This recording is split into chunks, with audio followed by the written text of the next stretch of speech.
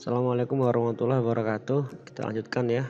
Kali ini nomor 13 yaitu tentang konsep limit ya. Kalau ini limitnya disajikan dalam bentuk pecahan ya. Sebenarnya prinsipnya limit itu ya nilai batas limitnya ini ya itu dimasukkan ke dalam variabelnya. Kalau dia X ya berarti dimasukkan ke dalam X-nya. Itu konsepnya ya.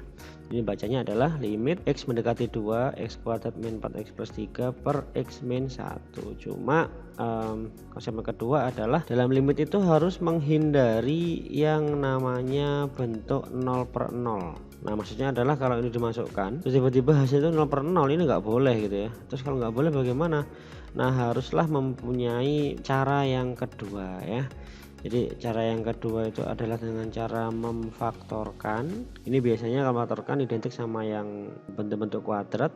Lalu cara yang selanjutnya itu adalah perkalian sekawan. Nah ini biasanya untuk yang bentuk-bentuk akar ya. Nah ini kita cek dulu untuk yang soal yang ini ya, limit X mendekati 2 dari X kuadrat min 4X plus 3 per X min 1. Kalau kita masukkan duanya, apakah bentuknya 0/0 atau enggak ya. Nah hasilnya seperti itu. Ini kalau dilanjutkan seperti ini 4 dikurangi 8 ditambah 3/1 ya. Ini hasil akhirnya menjadi min 1/1 sama dengan min 1 ya. Dan ini bukan 0/0 ya. Artinya jawabannya ya sudah min 1.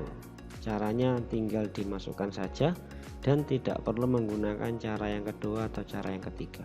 Yang nomor 14 ini adalah masih tentang limit ya, tapi kali ini limitnya itu mendekati tak hingga ya. Jadi ini bacanya tak hingga ya.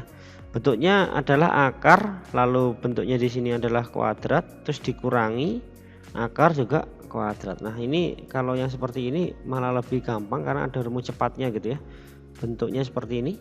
Nah jika ada limit X mendekati tak hingga dari akar AX kuadrat plus BX plus C min akar PX kuadrat plus QX plus R gitu ya. Jadi yang dicek itu adalah ininya aja ya. Jadi A sama P nya atau koefisien yang di depan variabel X kuadrat. Jadi kalau seandainya A nya itu lebih dari P maka jawabannya tak hingga. Kalau A nya kurang dari P jawabannya maka minus tak hingga.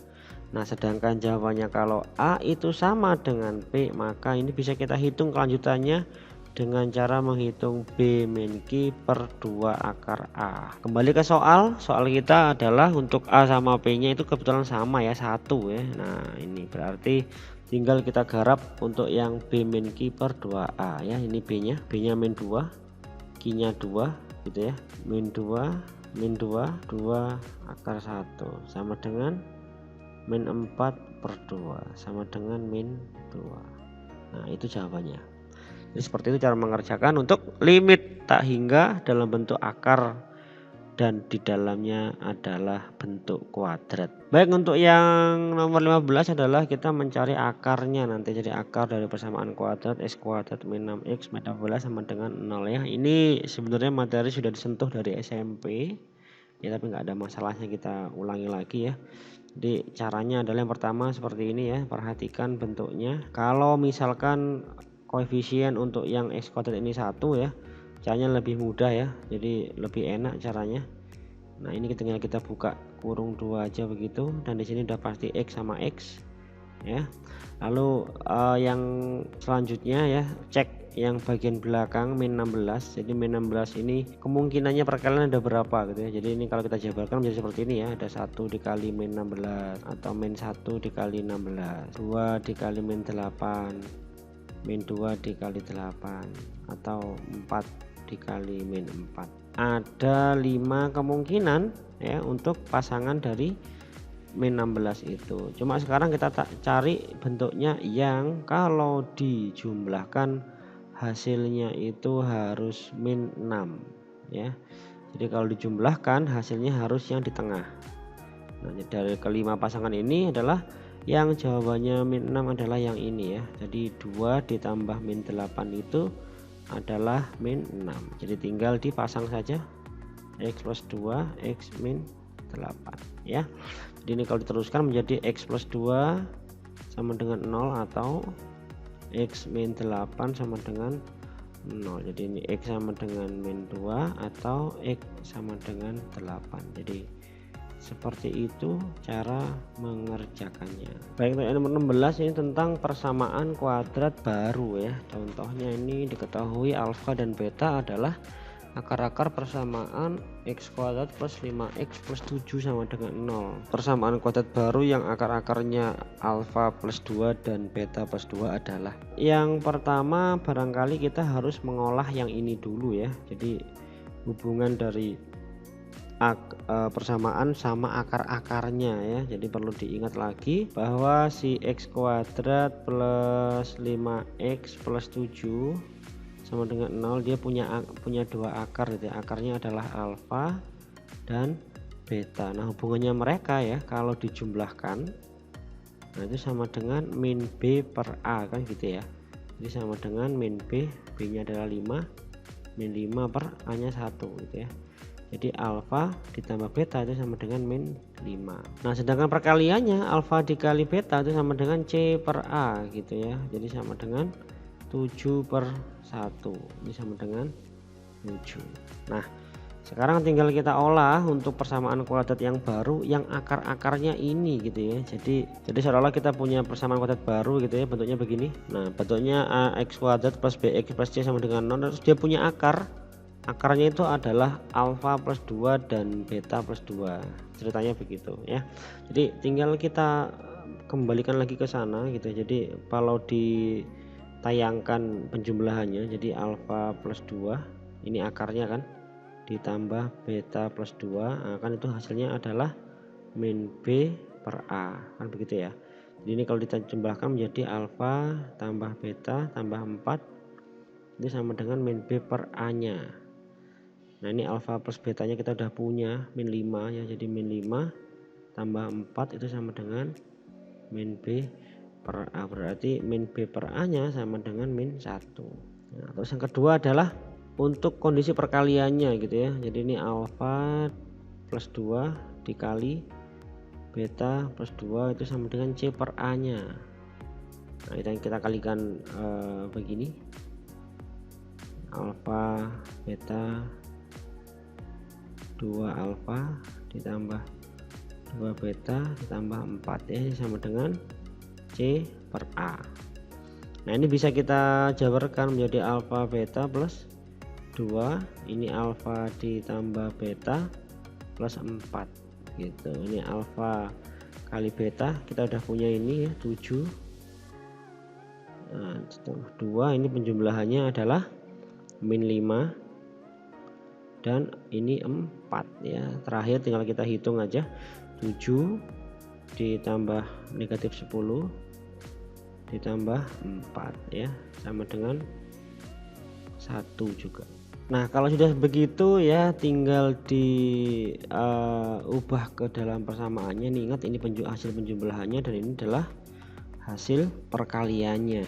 Nah, rumusnya begini ya untuk yang baru, x kuadrat min, nah ini b per a x nya, terus ditambah dengan c per a gitu. Jadi ini x kuadrat lalu min, nah b per a nya ini min 1, kita dapatnya ini masih negatif ya. Jadi kalau ini dipositifkan ya, jadi untuk b per a saja ya sama dengan berarti 1 ya, negatifnya sama-sama hilang.